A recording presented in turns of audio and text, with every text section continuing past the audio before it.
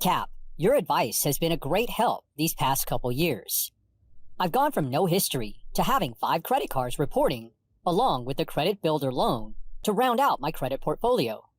My score has gone from non-existent to over 770. I sense a big hairy butt coming. Well, I was wondering, just how high is high enough when it comes to my credit score? Is there a point where I can rest on my laurels and say I'm done? I've heard you say that 760 and above is considered an excellent score by lenders. Now that I'm there, is the pursuit of 850 worth it? Due to the different scoring models lenders employ, you've got a ways to go. Just because you have a 770 from some free credit monitoring service doesn't mean the next time you apply, a lender will generate the same score. Don't be surprised if your score comes in much lower. I've experienced this many times. For my last car lease, my score was between 802 and 827 across many data sources. Yet, when the car lender ran a credit check, their score was just 792. They used Experian, and I had several scores already that also used Experian, but they still didn't match. So it's important to know that different scoring models yield different results. That's disconcerting. Well, it only took a year to get to 700. It can't take that long to get to 850, or can it? The road to 850 is a long and arduous one. Fortunately, you don't need to hit 850. Once you're over 800, it's usually safe to assume your score will remain above 760, no matter the scoring model. Just make sure there are no inconsistencies across your scores with all 3 credit bureaus. I mean, if 2 come in at 842 and the other comes in at 798, that's a good indication something is off. Okay, that sounds a lot better. I will admit, getting to 700 was much easier than going from 700 to 750. It's definitely not a linear path to 800. And that's the problem with algorithms. They inject an element of unpredictability because there are too many factors influencing the outcome. I always equate the beginning of a credit journey to the beginning of a health and wellness journey. It's going to be extremely difficult in the beginning, but eventually it gets easier and you experience some nice gains early on. Eventually, those accelerated gains start to slow down. You're still making progress, just not as fast as you did in the beginning. It took you just a year to get from 0 to 700, but the amount of time to get to 800 will be much longer.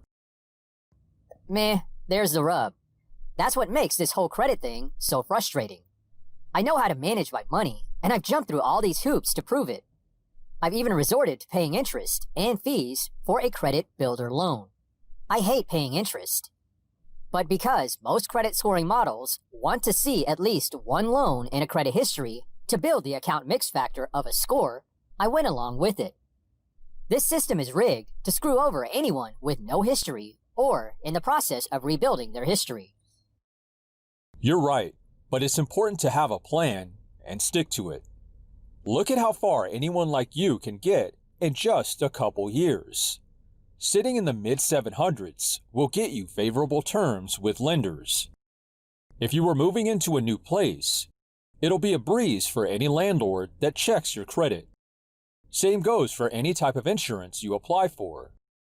You're at a point where most reward-earning credit cards are within reach because a low score won't be a reason for denial with the credit history you've established in the past couple years. Lenders are going to be paying you for the work you've put into your history. I guess you're right. It just feels like I served my 2-year sentence in credit purgatory and am ready to move on with my life. But it sounds like more time is needed. And there's your answer. Time. It's not the sexy answer anyone wants to hear because we're used to instant gratification. There's no quick fix solution with a monetary angle for some entrepreneur or credit company to offer you. In other words, there's no money in a slow and steady solution. Sure, you could roll the dice and try adding a few trade lines to your history from some trade line suppliers who will be more than happy to charge hundreds, if not thousands, for doing so. Many trade line suppliers have issues with adding too many authorized users to their portfolio of trade lines and risk account closure. Or some lenders may change who they report to, or worse yet, may stop reporting in rare cases. Or maybe you could try some credit repair company that will show you what I'm showing you, except they'll want to be compensated. You've done the hard work already. You've broken down the credit barrier of getting yourself established. Your score is in a healthy range and only has one way to go, since you know how to work the system. All you need is time. It's not the sexy, instantly gratifying answer anyone wants to hear. But keep using the same credit strategies you've employed, like $1 payments, to boost your score every month. The more payments you have, along with low balances reported, the better your score. Open more cards to amplify the payments effect in fortifying your score. At this point, it's time to consider opening cards where lenders pay you, which means your money can go further by employing spending hacks, and I show you how to do this in my other videos. So while it took a couple years to get to that mid-700 range, it may take another year or two to get yourself established above 800. But now you can leverage that activity by opening more cards that will pay you, all while adding more payments for things you're already going to buy.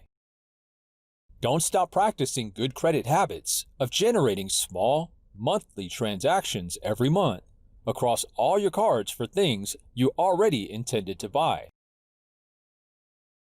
Remember, the more payments you have reported, the better your score. Dormant cards are a real thing that may lower your score, so it's important to keep them active. Expect the rate of increase in your score to keep slowing over time. However, with the right strategy, you will ensure that the rate increase won't be slowed too much, along with scoring some nice rewards for yourself. Fair point. I've had my eyes on Chase and American Express cards for a while now. Looks like this coming year will be a lucrative one for me, all while increasing my score. But won't some of these new accounts drag my score down? Yes and no. Again, algorithms look at a myriad of factors. For someone with a short history and is very responsible in ensuring low balances get reported every month like yourself, new accounts will usually lower your score at first. For someone who has much higher balances and credit utilization reported, it will usually help their score depending on how much of a credit limit they get with the new cards. This deals with the issue of credit utilization, for which I do cover in one of my other videos. New accounts will lower scores initially. All you need is time and the right activity to facilitate recovery to your score. Don't worry if you see it go down a few points here and there. You will see new accounts and hard inquiries as a detrimental reason for your score not advancing. Again, this will recover with time, because how else are you supposed to get more accounts? They must be applied for and added to your history, and once they are, you're off and running. Meh, like I said, it's just disconcerting. How can I show I'm responsible if I have to add more cards to my history, which lowers my score, at least in the beginning? However, your strategy has worked well so far. That's the crux of this video.